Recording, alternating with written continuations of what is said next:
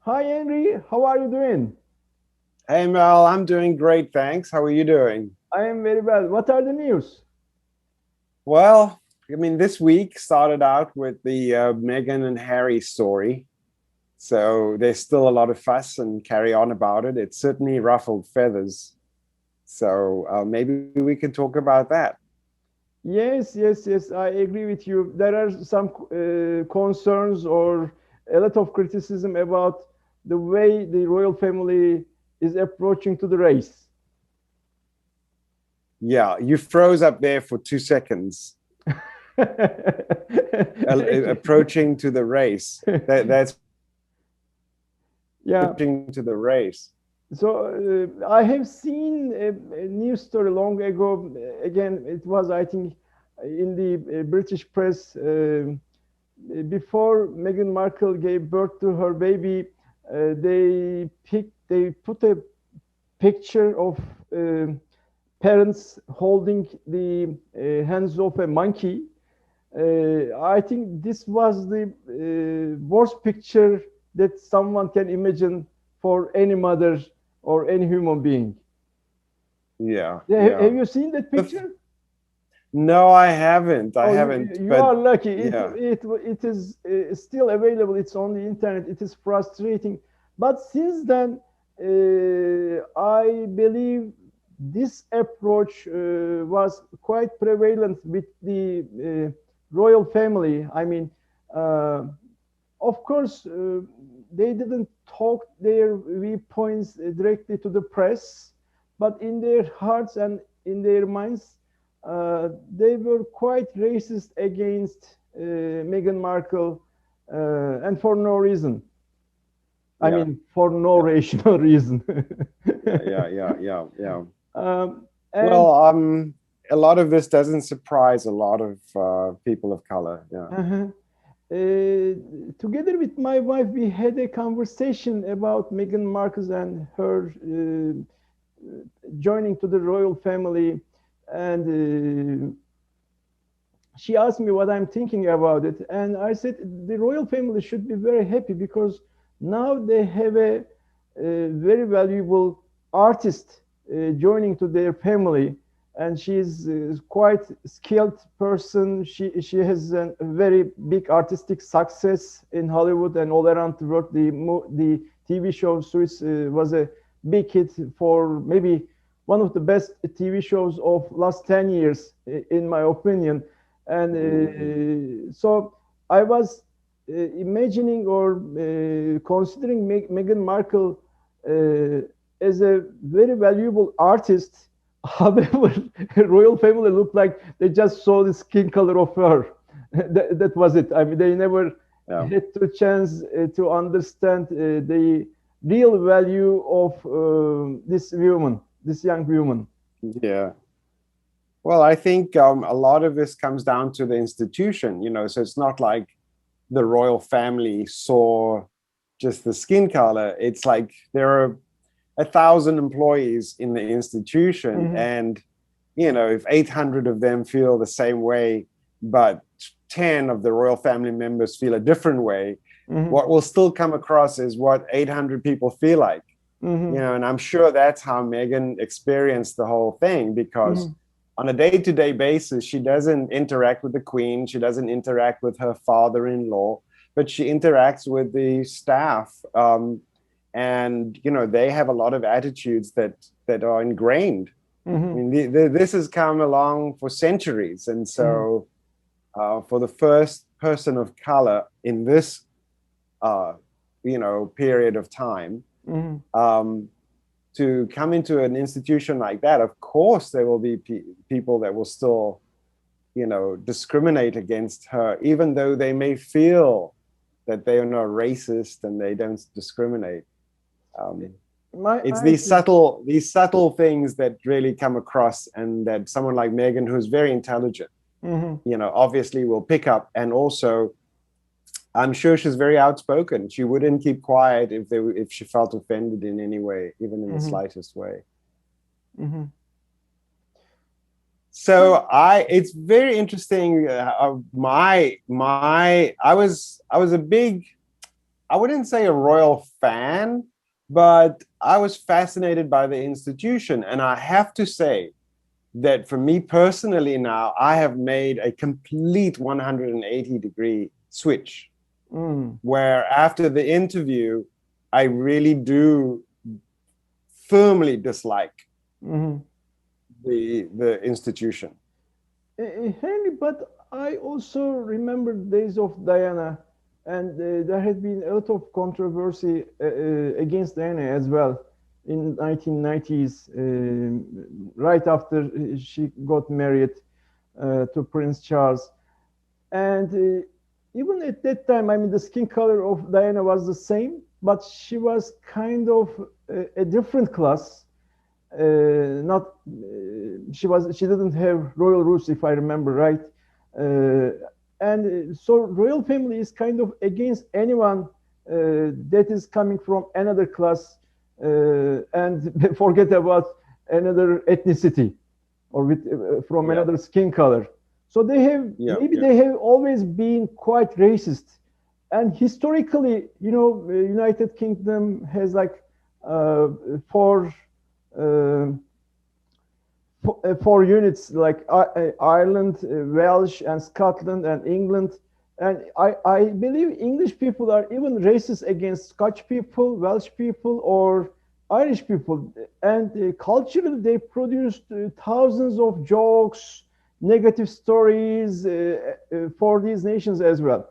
Especially the Scotch jokes became probably international or global jokes, global stories, Irish again.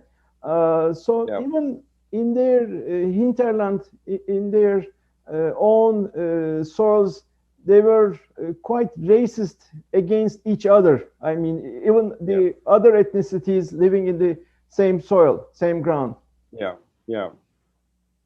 It's interesting because I don't think that it is a winning strategy for going forward, because more and more the curtain gets pulled back and people are going, well, what is the worth of this family? You know, I believe, and especially in England now, people of color are also asking questions about, you know, do we still need this institution? And there's the hashtag on Twitter that's trending, which is called abolish the monarchy. So I think Meghan has, with that interview, has done something quite historic, I think. It may not completely bring down the monarchy, but it really has put a dent, has ripped off some of this veneer more, and has really weakened the institution. And in this century, or we are in the 21st century right now, it is surprising to have some very educated people with racist views. I think Meghan's and Harry's interview provided a chance to question, are these royal families relevant? Are they functional? Are they adding value to the society, to British society, or to the world society? They are still very strong and well-rooted in United Kingdom all around the world. The British royal family has still impact in Canada, in New Zealand, in Australia. Whatever happens with the royal family, they are not only on the news of British media, but all the media all around the world, including United States. They are still very strong. Well, for me, I feel like, you know, the United States has Disney World and Disneyland, and Europe still has its royalty, and that's the tourist attraction. People come there, and as long as that's the Disneyland and Disney World of Europe, it's going to stay because it's a business. You know, and I don't know how many billions they bring into the British economy. I think it's something like $2 billion. It's a lot of money that the British government, if they can, they will maintain that, because they don't have any, you know, why would you go visit England?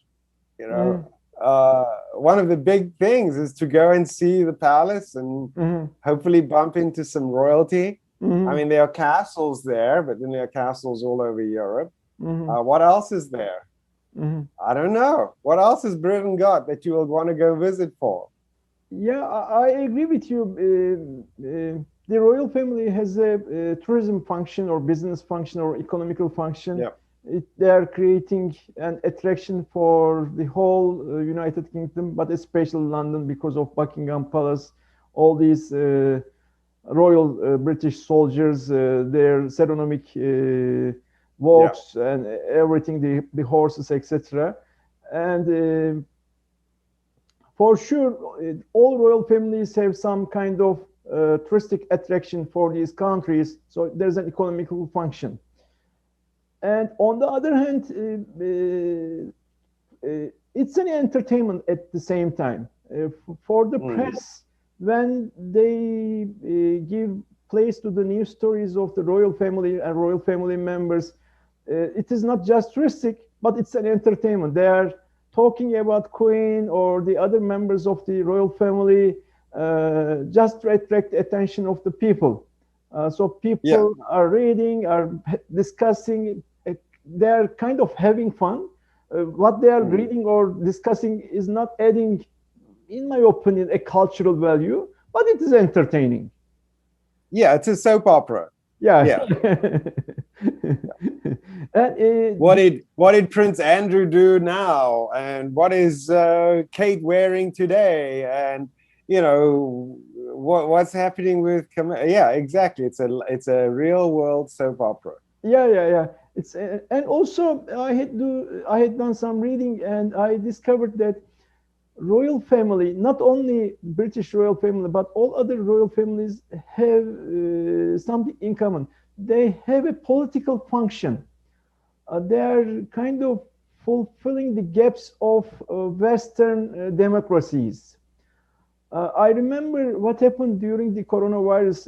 You know, the Prime Minister Boris Johnson, first, he didn't take coronavirus and the pandemic seriously, and he was talking about different things like herd immunity, etc.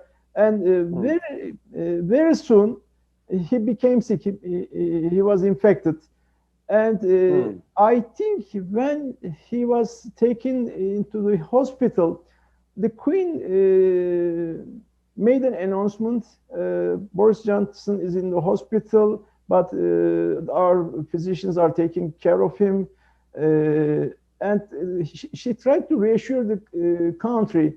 Yes, Prime Minister is sick, but as Queen, I am here.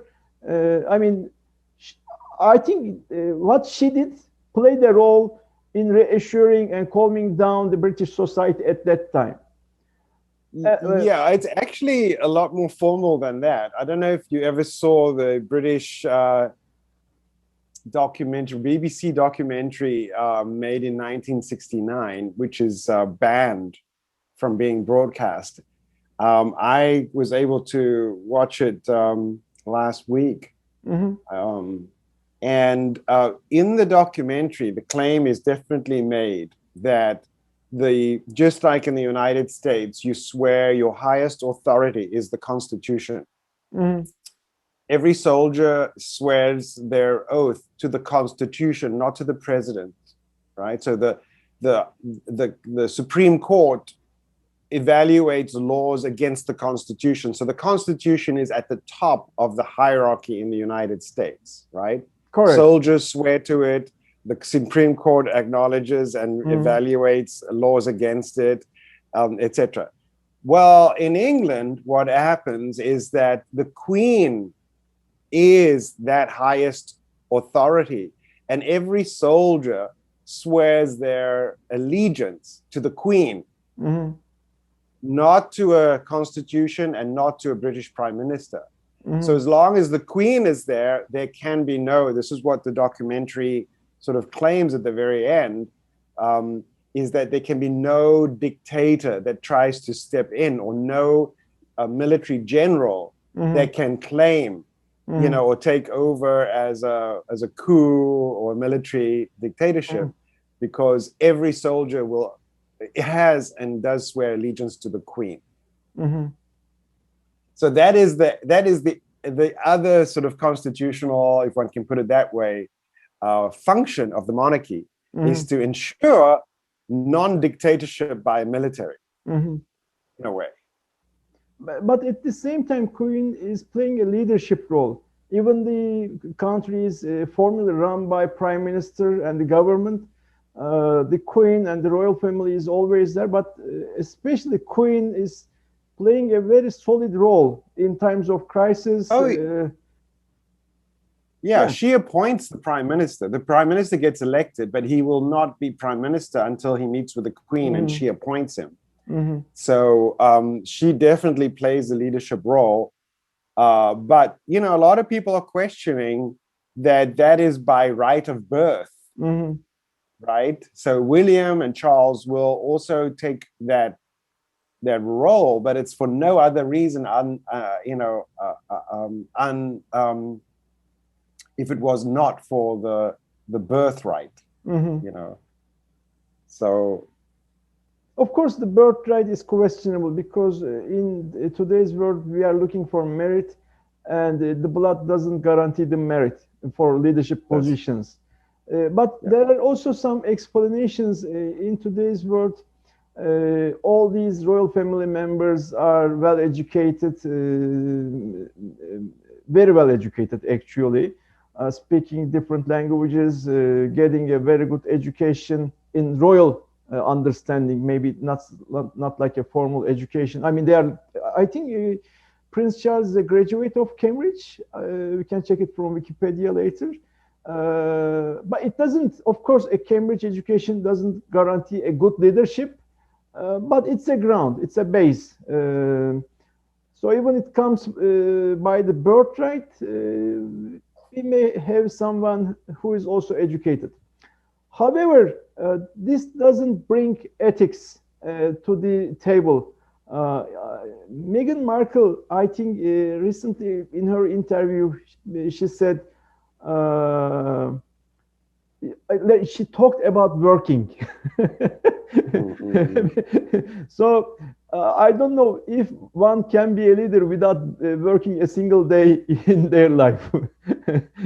Well, I mean, to be honest, they do work. Like I wouldn't want to have the Queen's job or Harry's or Prince William's job, honestly. You don't decide on your time and your commitments or your personal preferences. You're told you're going to put on a costume and you're going to go out there and parade and wave. That's your job, you know, whether you like it or not. And you know, you sort of on public display, whether, you know, you're sitting in your living room thinking you're by yourself, or whether you're outside on the street. You are a pawn of the state. And so it is. I mean, she's right. You know, although many of us wouldn't see it as a job, I would still not apply for that job. You know? I totally agree with you, but I think Meghan says a point. It's not the real job. I mean, they have never worked as a waiter, or they have never worked at a factory. They have never managed a business like you do, or so. I really understand your point. I mean, they're working, but it's not like a traditional business that you can learn. No, it's like someone getting dressed up in a costume at Disneyland. They're going to get up in their costume and they're going to go out and be nice, and you know. So it's true. They literally are getting dressed in costumes every day, whether it's military looking beautiful, you know, military suits and things, or whether it's a big blue hat and a blue dress. You know, it is a Disney costume. They're going to go out, do their thing, and they go back into their thing. The only thing that this type of job can it really prepare someone for a leadership position? This is the question mark. Maybe they are very well educated. They look perfectly, or They try to fulfill their royal duties in terms of all ceremonies, etc. However, all this stuff help them to become a leader? It's a question mark. However, they still function as a leader. I mean, this is how the society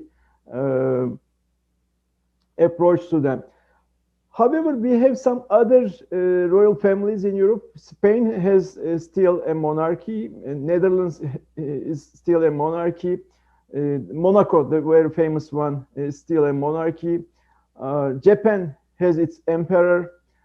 And there are some other countries, 100% monarchy, like it's not like a monarchy plus democracy, for example, Saudi Arabia.